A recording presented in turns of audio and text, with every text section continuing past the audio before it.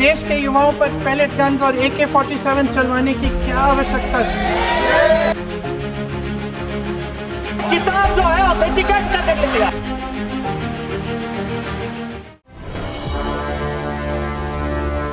नमस्कार, स्वागत है आपका इस कार्यक्रम में। पिछले 2 दिनों में जो नकल रोकने के लिए और खास करके इस पेपर लीक कानून को और कड़ा करने के लिए जो संशोधन लाया गया था, उसमें तमाम तरह के वक्ताओं ने अपने भाषण दिए संसद में, जिसमें प्रियंका गांधी से लेकर निशिकांत दुबे से लेकर सरकार की तरफ से कई सारे दर्जन भर से ज़्यादा स्पीकर फील्ड किए गए थे। अपोजिशन की तरफ से कई सारे वक्ताओं ने अपने भाषण दिए।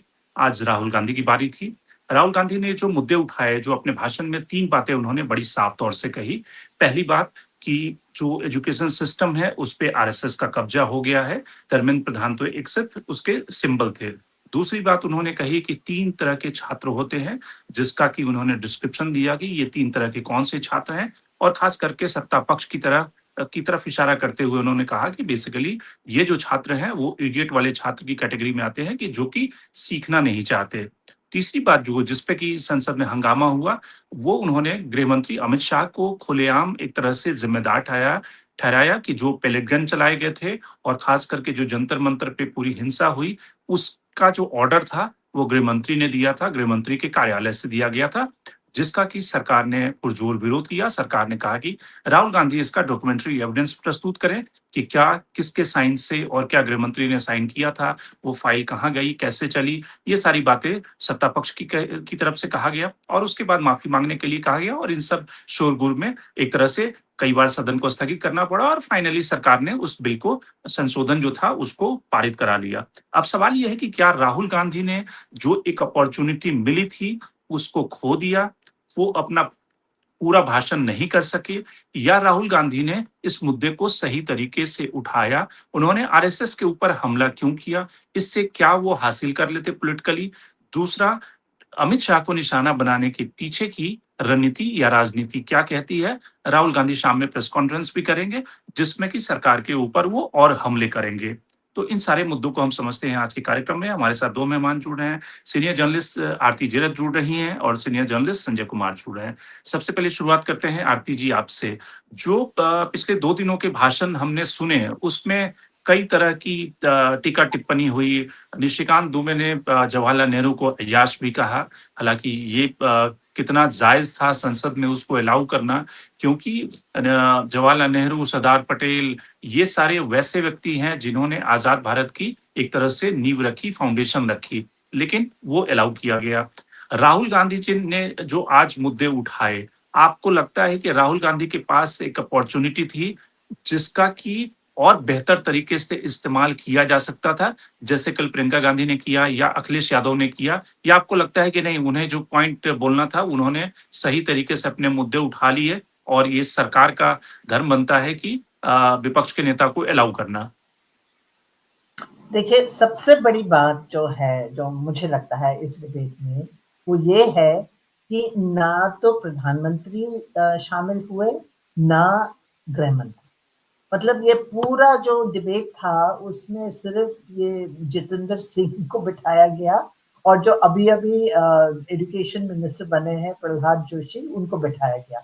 जो 2 सबसे बड़े नेता हैं इस सरकार के, जो हमेशा बोलते हैं हर बड़ी डिबेट में, वो क्यों नहीं, वो मतलब हाउस के अंदर भी शामिल नहीं हुए, वो पार्लियामेंट में प्रेजेंट थे पर हाउस में नहीं शामिल हुए। तो मुझे लगता है कि ये सबसे बड़ा सबूत है कि सरकार कितना डिफेंसिव है इस मामले में। अब जो भी राहुल गांधी ने कहा, देखिए राहुल गांधी को आप ये कहना चाह रही हैं कि इससे पार्ट ऑफ स्ट्रेटजी भी हो सकती है, क्योंकि अगर सदन में प्रधानमंत्री आते और गृह मंत्री अमित शाह भी बैठते, तो जो अपोजिशन के मेंबर हैं वो शायद हुट आउट करते, कुछ टीका टिप्पणी करते, छींटाकशी करते और शायद ये स्थिति सरकार इस समय फेस नहीं करना चाहती है ऑप्टिक्स के लिए। नहीं, आप बिल्कुल सही बोल रहे हैं, हो सकता है स्ट्रैटेजी है, पर ये डिफेंसिव स्ट्रैटेजी, ये ऑफेंसिव या अग्रेसिव स्ट्रैटेजी नहीं है। इसका मतलब है कि सरकार बैकफुट पे है। नहीं तो मोदी हो या अमित शाह हो, वो कभी एक मौका नहीं खोते हैं कांग्रेस को बदनाम करने का या जवाहरलाल नेहरू को बदनाम करने का या कांग्रेस पे हमला करने का कभी कोई मौका नहीं छोड़ते हैं। अब उन्होंने इतना बड़ा मौका छोड़ दिया और अपने जूनियर मिनिस्टर्स पे छोड़ दिया पूरा डिबेट। इसका मतलब है कि सरकार अपनी तरफ से मतलब कुछ डिफेंसिव है या उनको मालूम नहीं है कि क्या डिफेंस बोलना चाहिए हाउस में। आखिर अमित शाह के ऊपर पूरे खुले आम राहुल गांधी ने हमला किया, तो अमित शाह थे नहीं वहां हाउस में अपने डिफेंस देने के लिए। अब जो भी राहुल गांधी ने कहा, देखिए राहुल गांधी के बोलने का एक तरीका है, वो तो हमेशा कंट्रोवर्सी खड़ा करते हैं। हर स्पीच आप देखो राहुल गांधी का, वो बीजेपी को मतलब बीजेपी को नीडर करना चाहते हैं, बीजेपी को तंग करना चाहते हैं, तो वो तो उनका स्टाइल है। पर ये जो बात उन्होंने उठाई, ये पेलेट गन्स की, ये मतलब मीडिया भी दिखा रही है इसको, सोशल मीडिया नहीं, मेन स्ट्रीम मीडिया भी दिखा रही है कि ये ऑर्डर दिए गए थे। वो मेन स्ट्रीम मीडिया में कोई दिल्ली पुलिस की डायरी का ऑर्डर वो टाइम्स नाउ दिखा रहा है, एनडीटीवी ने भी इसका जिक्र किया है कि ये ऑर्डर पुलिस से आया था। अब पुलिस सबको मालूम है कि अमित शाह के अंडर आता है दिल्ली में, तो अब अमित शाह ने खुद नहीं बोला, मुझे नहीं मालूम किसने ऑर्डर दिया। सरकार की तरफ से जितेंद्र सिंह ने इसका खंडन किया, बोलते हुए कि जो मौके पे मौजूद पुलिस ऑफिसर होता है, जो मजिस्ट्रेट होता है, वो डिसाइड करता है, उसके लिए मंत्री से पूछना जरूरी नहीं होता। देखिए, इतना बड़ा डिसीजन कोई डीसीपी अपने आप नहीं ले सकता है। पेलेट गन का इस्तेमाल करना दिल्ली में, ये कश्मीर नहीं है, ये मणिपुर नहीं है, ये दिल्ली है। पूरी मीडिया थी, पूरा फोकस था उसमें, पूरा अटेंशन था। तो पेलेट गन इस्तेमाल करना दिल्ली में तो बहुत बड़ी बात होती है। कोई छोटा मोटा डीसीपी पुलिस में ऐसा डिसीजन नहीं ले सकता है।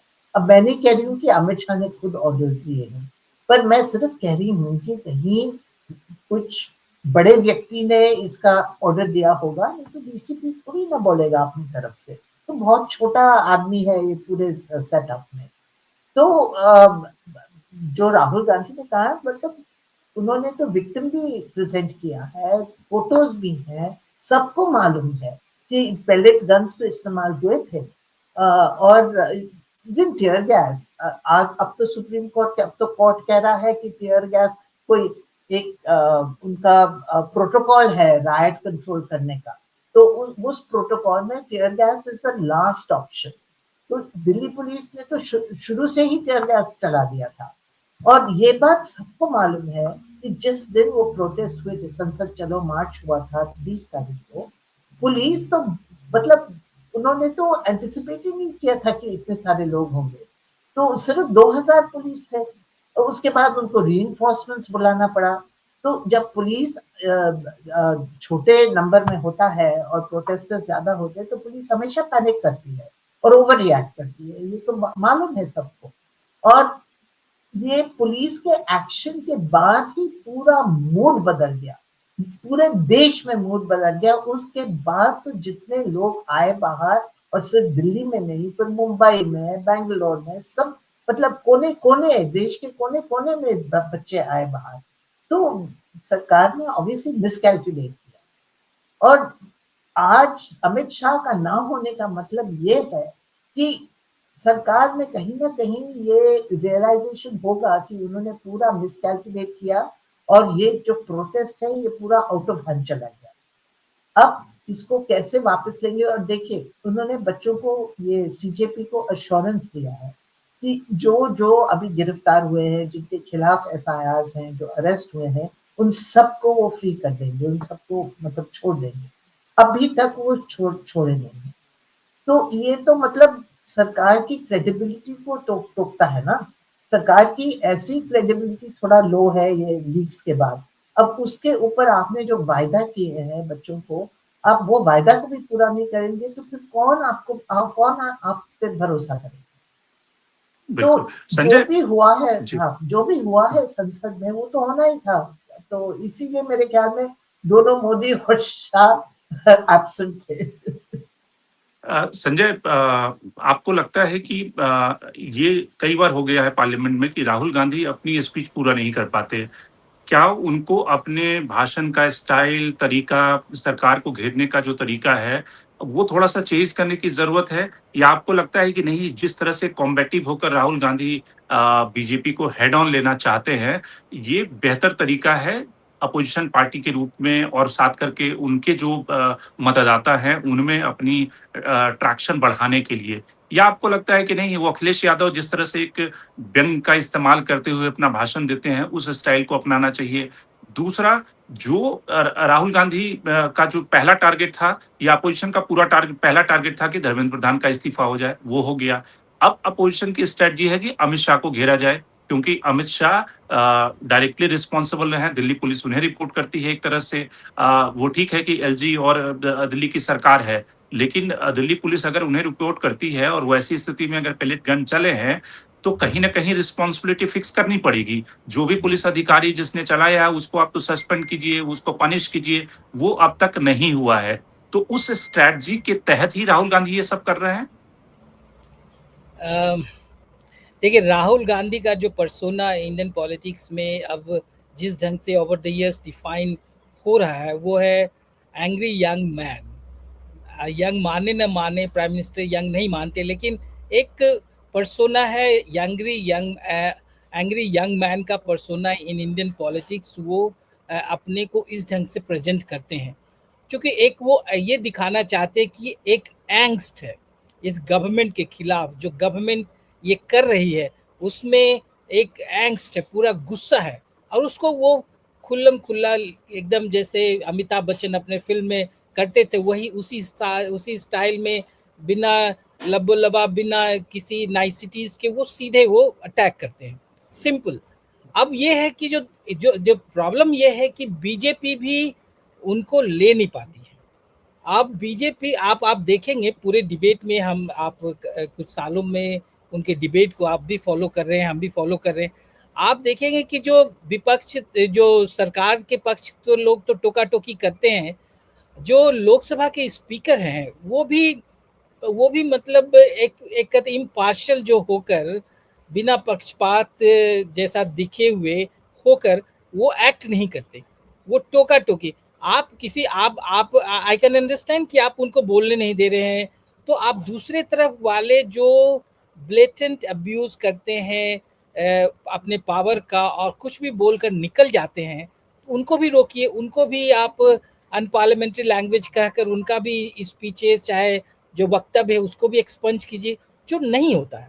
आपने शुरू में ही जिक्र किया कि नेहरू को उन्होंने अय्यास कहा, कोई कॉन्टेक्स्ट नहीं था अय्यास बोलने का, लेकिन उन्होंने कहा, 2 बार नहीं 3 बार बोलते रहे। उसको ना स्पीकर ने टोका, ना उसको एक्सपंज किया गया उस रिमार्क्स को। आज देखेंगे स्पीकर बोल रहे थे कि हम इसलिए रिमार्क्स को पार्लियामेंट में, ये सब रिमार्क्स नहीं पास नहीं चलने देना चाहते क्योंकि ये हिस्ट्री में दर्ज हो जाता है। तो why you are allowing other things to get दर्ज इन द हिस्ट्री? तो कहने का मतलब कि एक ऐसे वक्त, एक ऐसे दौर से हम गुजर रहे हैं जहां पे जो it's not easy to be an opposition leader. आप आज राहुल गांधी आज एक उस दौर में, हम लोगों ने तो वो दौर भी संजय देखा है कि जब लीडर को पोजीशन खड़े हो जाते थे, तो एक तरह से खड़े होने का मतलब कि स्पीकर उन्हें अलाउ करेंगे बोलने के लिए। आज की तारीख में स्पीकर से कई बार परमिशन लेनी पड़ती है, उसके बाद स्पीकर परमिशन देते हैं। आप देखिए कि जो राहुल गांधी जो सर्कमस्टांसेस, पॉलिटिकल सर्कमस्टांसेस से गुजर रहे हैं, उसमें ये है कि मेन स्ट्रीम मीडिया भी उनको अंडरमाइन करता है। जो गवर्निंग पार्टी भी उनको वो तवज्जो नहीं देती। पार्लियामेंट में वो जो रिस्पेक्ट वो डिजर्व करते हैं, जो प्रोफाइल डिजर्व करते हैं, और जो स्पेस डिजर्व करते हैं, उसको भी वो उसमें भी कमी करते हुए दिखते हैं, और कमी होती है। तो कहने का मतलब राहुल गांधी इतने ढंग इस सिचुएशन में ऑपरेट कर रहे हैं। अगर आप इस सिचुएशन में as a leader of opposition operate कर रहे हैं, as a leader of the Congress party अभी के वक्त में, it's not easy. Mulayam Singh Yadav, sorry, Akhilesh Yadav के लिए आसान है, उनके लिए हो सकता है वो आसान, दूसरे पॉलिटिकल रीजनल पार्टीज के लिए आसान हो सकता है। कांग्रेस पार्टी के लीडर के रूप में और एज एन अपोजिशन पार्टी के जो लीडर होके शैडो प्राइम मिनिस्टर का एक जो उनको दर्जा मिलता है इन डेमोक्रेसी, वो ओहदा रखते हुए इस सिचुएशन में ऑपरेट करना आसान नहीं है। राहुल गांधी को जिस ढंग से इंडियन पॉलिटिक्स में आप उनको अंडरमाइन करने की, उनको जिस ढंग से उनका मजाक करने की एक सिस्टमेटिक रूप से, not only by the government side but opposition. लेकिन संजय, एक आर्गुमेंट वो ठीक है, वो सारी व्यवस्थाएं एक तरह से सरकार की जो है वो विपक्ष के खिलाफ है। इस समय इंस्टीट्यूशन जो है वो कॉम्प्रोमाइज हैं, बायस्ड हैं, वो सारी बातें सही है अपने तरीके से। लेकिन इसी कॉम्प्रोमाइज सिस्टम में जो सीजेपी आंदोलन है उसने एक रास्ता दिखाया कि इस व्यवस्था से भी इस व्यवस्था को भी झुकाया जा सकता है, इस व्यवस्था की अकाउंटेबिलिटी भी फिक्स की जा सकती है। राहुल गांधी, आपको लगता है कि थोड़ा सा और इनोवेटिव होने की जरूरत है उन्हें इस सिस्टम से या इस व्यवस्था से लड़ने के लिए, या अपनी बात कम से कम कहने के लिए? क्योंकि आप जब प्रियंका गांधी जिस तरह की बात करती हैं तो किरण रिजिजू अपने ट्विटर हैंडल से प्रियंका गांधी की तारीफ करते हैं। ये ठीक बात है कि वो स्ट्रेटजी का भी हिस्सा है कि भाई बहन में झगड़ा लगवाओ और एक कॉन्फ्लिक्ट पैदा करो।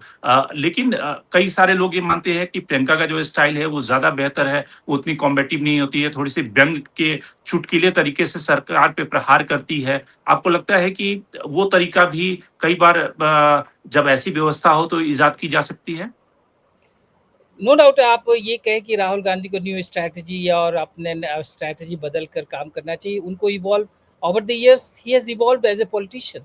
स्ट्रैटेजी बदला, वो अपने ढंग से, अब जो एक्सेप्टेबिलिटी राहुल गांधी की है पिछले 5 साल से पहले जो थी वो नहीं थी, अभी अब ज़्यादा एक्सेप्टेबिलिटी है। लेकिन अब प्रियंका गांधी का एक अपना पर्सोना है, she is a woman, she knows how to say things. वो अपना एक जो एक फेलिसिटी है लैंग्वेज से, हिंदी भाषा से, राहुल गांधी का एक डिफरेंट पर्सोना है। एंड ये एक ओरिजिनल है अपना, अपने वो कोशिश ये नहीं करते कि जो हम अपनी बहन की तरह बन जाए। एक अपना ओरिजिनलिटी है, अब उसी हिसाब से अब उसमें ये कंफर्टेबल फील करते हैं, इंग्लिश हिंदी मिक्स करके वो उस हिसाब से चलते हैं।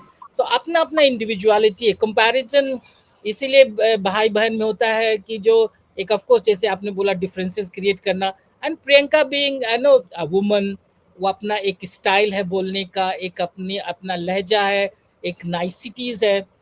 राहुल गांधी शायद वो उस नाइसिटीज में नहीं जाना चाहते, अपने हिसाब से वो काम करना चाहते। तो अब उस हिसाब से काम करते हैं और वो he is like he is managing to get his way things, अपना वो बात करके रखते हैं और लोग अट्रैक्शन भी मिलता है। जहाँ तक आपने बात की कि जो सीजेपी कर सकता है तो राहुल गांधी क्यों नहीं कर? सीजेपी कोई ऑर्गेनाइज नहीं थी।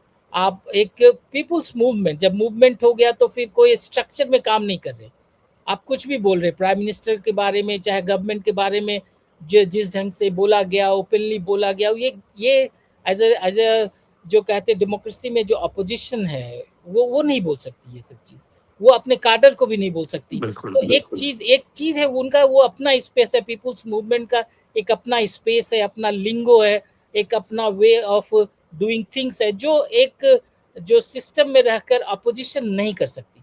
इनका यही है। आप सिस्टम देखिए, इन डेमोक्रेसी अपोजिशन के लिए मीडिया बहुत बड़ा काम करता है। मीडिया हमेशा अपोजिशन को स्पेस देता है, पहले होता आया। आप देखिए 60s से लेकर टिल 2014 तक, अब अन्ना हजारे वगैरह को कौन जानता था, अरविंद केजरीवाल को कौन जानता था, लेकिन they became hero because of the media. आज वही चीज राहुल गांधी सोच रहे कि वही मीडिया उनकी जो वो कहना चाहते हैं उसको भी उसी ढंग से आगे बढ़ाए, लेकिन संभव नहीं है। आज वो बात नहीं है। इसीलिए एक एंगर है, एक अपना डायरेक्ट वे में कम्युनिकेशन करने की उनको लगता है जरूरत है, और डायरेक्ट हिट करने की जरूरत है where he feel that it can hurt the other party most. वही करते हैं। आरती जी, आपको लगता है कि सरकार की तरफ से जो स्पीकर फील्ड किए गए थे, जिसमें कि कई सारे बांसुरी स्वराज से लेकर निशिकांत दुबे, तेजस्वी सूर्या, इन सब ने भाषण किए, आपको लगता है कि सरकार की तरफ से, जैसे जब अमित शाह खड़े होते हैं तो अमित शाह के भाषण में एक फैक्ट होता है, आप उन्हें पसंद करें ना पसंद करें, लेकिन कई बार वो लॉजिकल बोलते हैं, और संसद में कम से कम वो बेहतर लॉजिकल रहते हैं, भले आप पब्लिक रैली में उनके भाषण को उतना पसंद करें ना पसंद करें। तो सरकार की तरफ से अमित शाह को बोलना चाहिए था, और या फिर सरकार की तरफ से जो लोग बोले वो उसी आरोप प्रत्यारोप में रहे कि नेहरू ने ये किया, इंदिरा ने ये किया, इतने पेपर लीक हो गए। उन्हें आज की तारीख में जिस ह्यूमिलिटी की जरूरत थी, उस ह्यूमिलिटी के साथ कुछ नए तरीके से भाषण देना चाहिए था। या आपको लगता है कि नहीं, इस समय तो अब सरकार कंसीड कर गई थी, अब सरकार के सामने ये है कि और ज्यादा वो कंसीड न करे इस प्रोटेस्टर के सामने, इसलिए उन्हें एक तरह से रिप्लाई देना जरूरी था? देखिए, पहली बात तो ये है, जब धर्मेंद्र प्रधान इस्तीफा दिया, धर्मेंद्र प्रधान ने, और जब पार्लियामेंट आए अगले दिन, तो उनको तो हीरो का वेलकम मिल गया। मतलब लोगों ने टोपी चढ़ाई, शॉल चढ़ाया, जिंदाबाद जिंदाबाद के स्लोगन्स उठाए। मतलब ये कोई तरीका है जो जिस मिनिस्टर को आपने रिजाइन करवाया, क्योंकि उन्होंने, बल्कि धर्मेंद्र प्रधान ने खुद 2 महीने पहले कहा था कि I accept moral responsibility for the leaks. तो अगर आपने मॉरल रिस्पॉन्सिबिलिटी लिया है तो फिर 2 महीने पहले ही रिजाइन करना चाहिए था। अब उन्होंने फाइनली प्रोटेस्ट की वजह से, अंडर प्रेशर फ्रॉम ये बच्चों से, आपने उनसे रिजाइन ले लिया, और फिर उसके बाद हीरो का स्वागत दे दिया उनको जब वो पार्लियामेंट में आए। तो मतलब शुरुआत तो वहीं से हो रही है कि बीजेपी ने कोई ह्यूमिलिटी नहीं दिखाया, बल्कि बीजेपी अब अग्रेसिव बन रही थी। और जिस तरीके से उन्होंने जिस तरह के स्पीकर्स उन्होंने डील किए, मतलब निशिकांत दुबे तो हमेशा कुछ ना कुछ बोलता रहता है। पिछली बार उन्होंने पता नहीं नेहरू के बारे में क्या बोला था, जब वो राहुल गांधी ने वो फॉर्मर आर्मी चीफ की किताब जो मेमोइर्स थे उसके बारे में बात करने की कोशिश की थी पिछले सेशन में। तो निशिकांत दुबे ने उठ के पता नहीं कौन कौन सी किताबों में से कोट किया, और नेहरू के बारे में क्या क्या बोल दिया उन्होंने, लेडी माउंटबैटन के साथ, पता नहीं, मतलब ये सब on the floor of the house बोला है उन्होंने। तो ये जैसे तेजस्वी सूर्या है या निशिकांत दुबे हैं, ये तो मतलब इनके बोलने का तरीका बहुत ही क्या, मैं शब्द क्या इस्तेमाल करूं, नालायक। मतलब इनके बोलने का तरीका बहुत ही घटिया है। वो भी लेकिन बीजेपी में उनको सबसे उछले पायदान पे आप देखें कि जितनी भी डिबेट होती है उसमें उन्हें मौका दिया जाता है, क्योंकि उनको लगता है, बीजेपी को लगता है कि ये राहुल गांधी को हिट करते हैं, ये प्रियंका गांधी को हिट करते हैं, तो इसलिए उन्हें मौका दिया जाता है। आई नो, पर ये जैसे लोग हैं, ये पब्लिक रैलीज के लिए बहुत अच्छा है, बहुत अच्छे हैं। बट पार्लियामेंट में सीरियस डिबेट, आपको सीरियस डिबेट चाहिए, तो फिर इन जैसे लोगों से बात नहीं करवाना चाहिए। और आज के दिन संजय सर थोड़ा सा पीछे हो जाइए आप। आज के दिन में जब सरकार को थोड़ी सी ह्यूमिलिटी दिखानी चाहिए, थोड़ी सी, मतलब बच्चों ने इतना बड़ा प्रदर्शन किया, पूरा ऑर्गेनिक मूवमेंट था ये, किसी ने ऑर्गेनाइज नहीं किया। बच्चों ने मतलब क्या क्या बोला है उस डेमोन्स्ट्रेशन के दौरान में, तो कुछ तो जो गुस्सा है, मुझे कोई कल्पना नहीं थी कि इतना गुस्सा है लोगों में। मतलब हम सब ने सोचा था कि ये जब सीजेपी का प्रोटेस्ट शुरू हुआ था, 1 महीने तो वो चलता रहा, कितने लोग गए, 2000 3000, मेरे ख्याल में एक टाइम में 5000 से ज्यादा लोग तो थे ही नहीं। तो जब उन्होंने संसद चलो का वो नारा दिया, जब कॉल दिया, तो हमने, किसी ने नहीं सोचा था कि इतने लोग आगे आएंगे, पर आ गए। तो इसका मतलब है, और गुस्सा बढ़ता गया जैसे जैसे पुलिस ने पैलेट गन्स चलाए, टीयर गैसिंग की, लाठीचार्ज की, तो गुस्सा बढ़ता गया। तो सरकार को भी अभी इस टाइम में सरकार को थोड़ा सा विड्रॉ करना चाहिए, थोड़ा सा ह्यूमिलिटी दिखाना चाहिए, थोड़ा सा इतना मतलब अग्रेसिव नहीं होना चाहिए। धर्मेंद्र प्रधान को जिस स्वागत दिया उन्होंने, वो नहीं करना चाहिए था। वो सब बहुत बहुत बैड फॉर्म है। तो लेकिन इसमें आरती जी 2 चीजें देखने को आई कि एक तो सरकार ने पहले जब बहुत ज्यादा दबाव हो गया, कंसीड करके इस्तीफा ले लिया, और ये लग रहा था लोगों को कि सरकार ने कंसीड किया है, और सरकार ने जब 2 मंत्री गए मिलने के लिए, उन्होंने ये सब सारी बातें कही कि भाई कोई FIR नहीं होगा और कोई विच हिंटिंग नहीं होगी। तो लगा कि सरकार थोड़ी सी ह्यूमिलिटी दिखा रही है। लेकिन पिछले 2 दिनों में जो कुछ हो रहा है या दिख रहा है, जो सरकार की इंटेंशन दिख रही है, सरकार अपने पुराने प्लेबुक से खेल रही है फिर से, कि यानी कि बिल्कुल।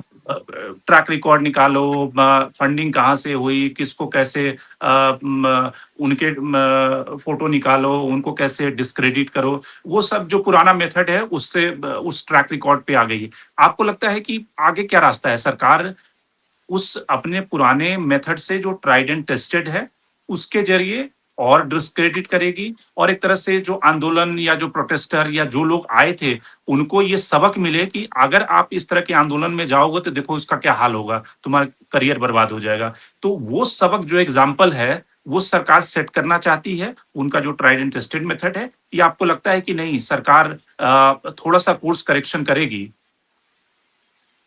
अगर कोर्स करेक्शन करना होता तो ये जो आप कह रहे हैं पिछले 2 दिन से हो रहा है वो नहीं करते, है ना?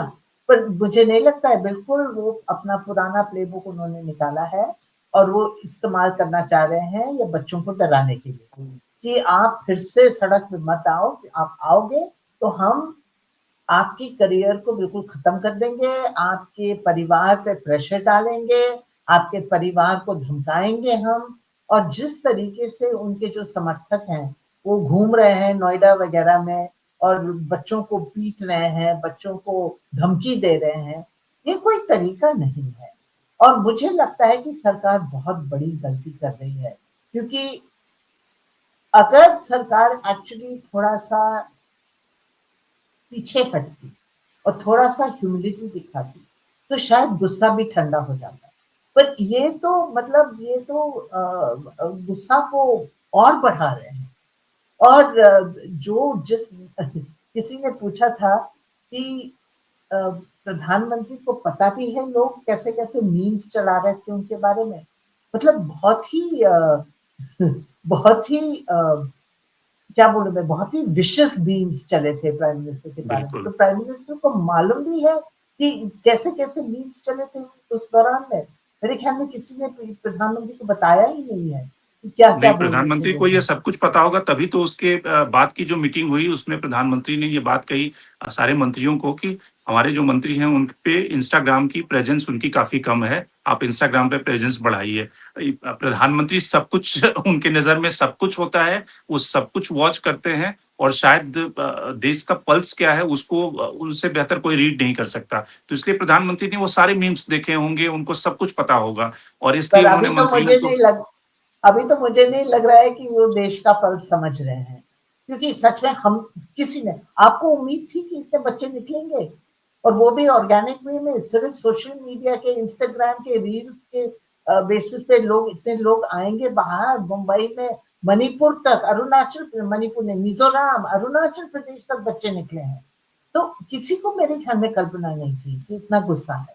तो जब आप ये गुस्सा देख रहे हो जनता में तो आपको थोड़ा सा हम्बल होना चाहिए।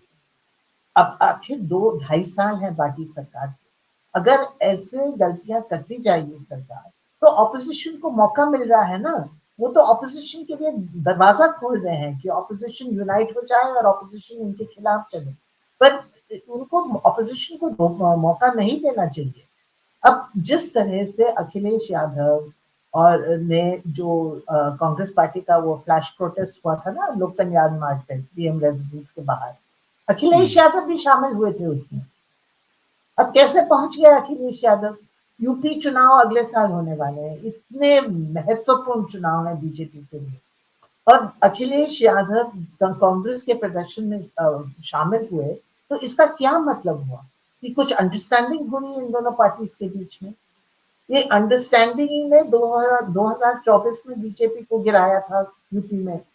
तो मतलब सरकार को थोड़ा सा ये पुराना प्लेबुक अब चलने वाला नहीं है, तो कुछ नया प्लेबुक उनको सोचना पड़ेगा। पता नहीं उनमें इतनी क्रिएटिविटी है कि नहीं, क्योंकि ये जो जनरेशन है, हम सब जो हैं, चाहे हम मिलेनियल्स हो या जेन एक्स हो या बूमर जनरेशन हो, हम सब ही जेन जी को समझने की कोशिश कर रहे हैं। ये पहली बार हमने देखा है कि जेन जी क्या चीज है।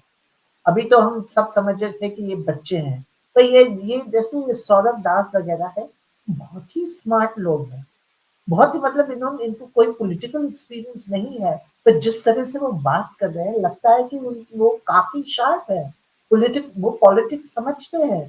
तो ये जनरेशन जो है ये दूसरे टाइप का जनरेशन है। तो पहले आप जनरेशन को समझिए, उसके बाद आप प्लेबुक तैयार कीजिए। पुराना प्लेबुक नहीं चलेगा ये जनरेशन के साथ। संजय, जो इस समय सरकार की स्ट्रैटेजी या सरकार की न कहें जो पार्टी की या अलग-अलग जो पार्टी के आर्म्स हैं बीजेपी के, उसकी जो स्ट्रैटेजी ये है कि इस आंदोलन और जो यूथ और उनकी जो मैसेजिंग थी और जिस तरह से मैसेजिंग दिया गया, उसको एक तरह से डिस्क्रेडिट किया जाए। इसलिए कंगना रनावत ये कह रही हैं कि ये गटर छाप के हैं बच्चे हैं। मैं तो 28 साल की उम्र में नेशनल अवार्ड जीत ली थी, इन्होंने क्या किया?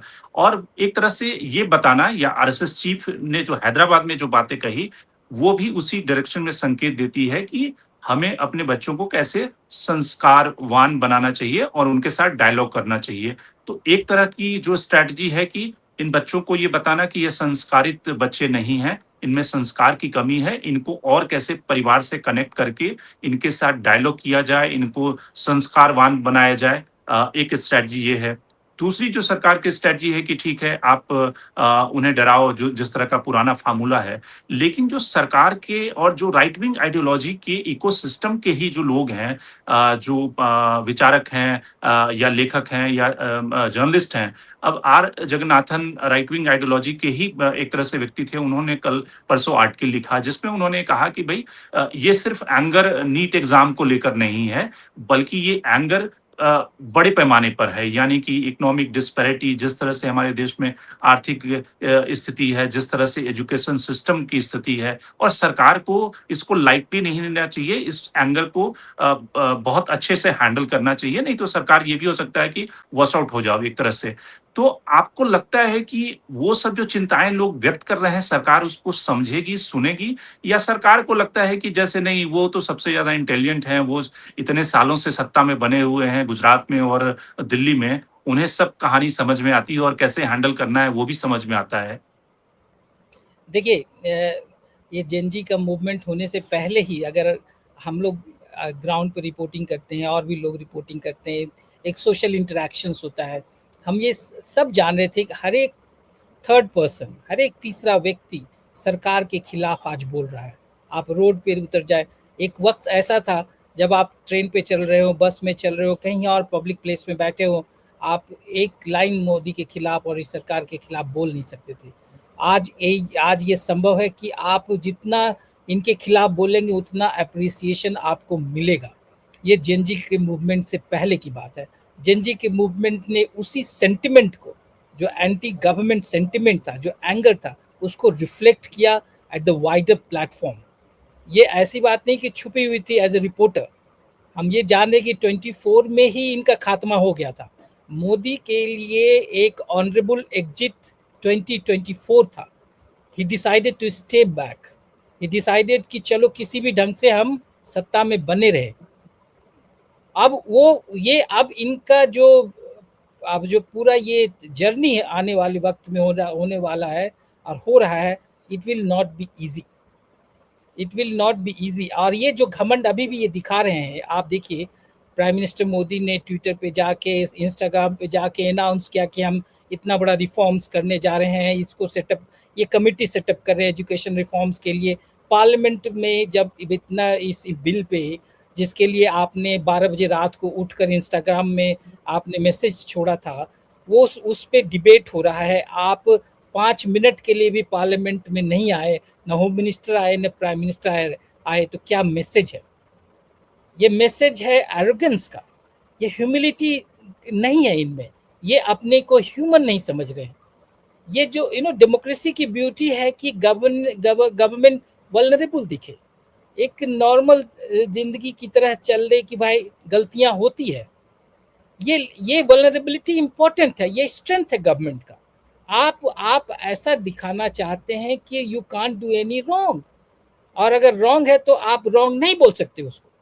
मीडिया उस रॉन्ग को रॉन्ग नहीं बोल सकती। ये एरोगेंस है, और ये सीखने वालों में से नहीं है, क्योंकि इनका जो ये गवर्नेंस इनका मेन एजेंडा नहीं है। इनका मेन एजेंडा है अपना जो मेजॉरिटेरियन प्रोजेक्ट है उसको इम्प्लीमेंट करना, और उसको इम्प्लीमेंट करने के लिए they will go to any extent. उनको डेमोक्रेसी की नाइसिटी से कोई में भरोसा नहीं है। ये तो मजबूर होकर ये इनको लगा कि अगर धर्मेंद्र प्रधान से आगे बढ़कर हमारे रेजिग्नेशन की मांग कर ले तो क्या होगा। दे जस्ट उन्होंने समझिए कि जो पहले वो स्थिति पहुंचे उसके पहले उन्होंने धर्मेंद्र प्रधान का इस्तीफा ले लिया। दिस गवर्नमेंट कहीं से भी अब ये कहने में कोई गुरेज नहीं होना चाहिए कि आज के दिन में मोदी सरकार सबसे अनपॉपुलर गवर्नमेंट है। ये कहने में कहीं भी ये नहीं होना चाहिए, क्योंकि अब ये कहना इसलिए पड़ रहा है और लोग बोल इसलिए रहे हैं, मेन स्ट्रीम मीडिया बोले ना बोले, सोशल मीडिया और यूट्यूबर्स बोल रहे हैं कि चूंकि आपका जो सारा प्रोसेस है, चाहे इलेक्शन कराने का, चाहे आपका गवर्नेंस का प्रोसेस है, कहीं भी ट्रांसपेरेंट नहीं है।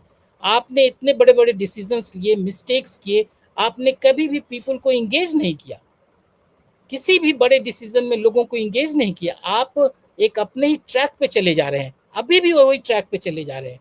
लगा था कि फार्मर्स मूवमेंट के बाद they will mend their ways, एक कंसल्टेटिव प्रोसेस होगा, वो होगा। नहीं, ये नहीं है। ये इनका टेम्परामेंट वो नहीं है जो हम इनको उस पैरामीटर में जांचने की कोशिश करते हैं कि ये एक डेमोक्रेटिकली इलेक्टेड गवर्नमेंट है, इनको ऐसे करना चाहिए। No, they have a different kind of temperament. वो इनका एजेंडा अलग है। इनको गवर्न करने का मतलब कि they want to change the DNA of this nation, लेकिन इनको पता नहीं है कि दे आर नॉट, ये ऑर्गेनिक नहीं है। इनका जो सोच है वो एक ऑर्गेनिक नहीं है और इस देश के डीएनए से मैच नहीं करता। और वो कोशिश करें कि इस देश का डीएनए बदल दे। प्रॉब्लम यहाँ पे है, इट्स ग्रेट मिसमैच। तो वो ये इनकी सोच में प्रॉब्लम है, इसीलिए दे विल नॉट लर्न। हम ये डिबेट एक साल भी यही करेंगे, एक साल के बाद भी ऐसे ही बात करेंगे। आई टेल यू, कुछ ये सीखेंगे नहीं, ऐसे ही अभी भी देखते इतने बड़ी आंदोलन हो गया, अभी भी वो लोगों को टारगेट कर रहे हैं सोशल मीडिया पे, यहाँ वहाँ।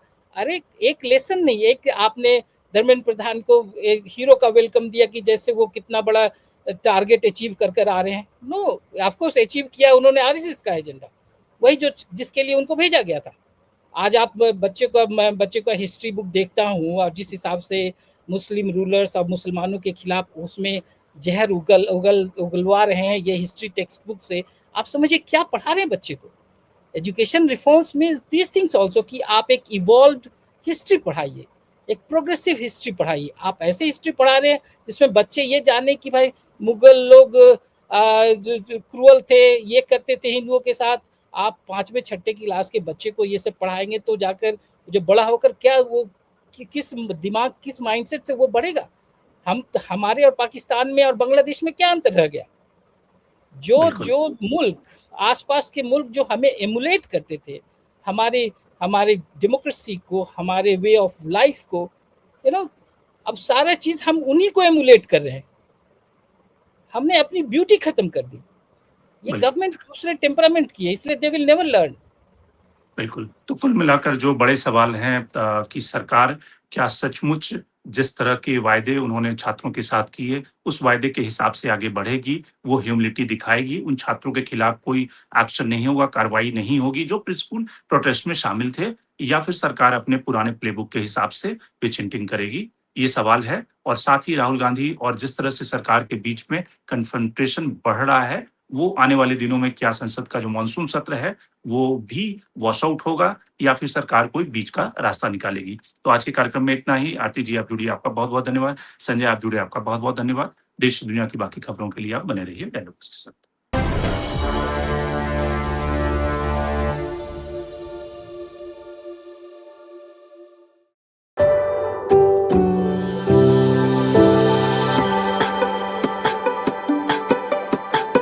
Every book has a journey, and every author has an untold story. Behind every powerful book lies curiosity, courage, and countless conversations. Discover them all on Books and Banter, a Dialogus digital original series.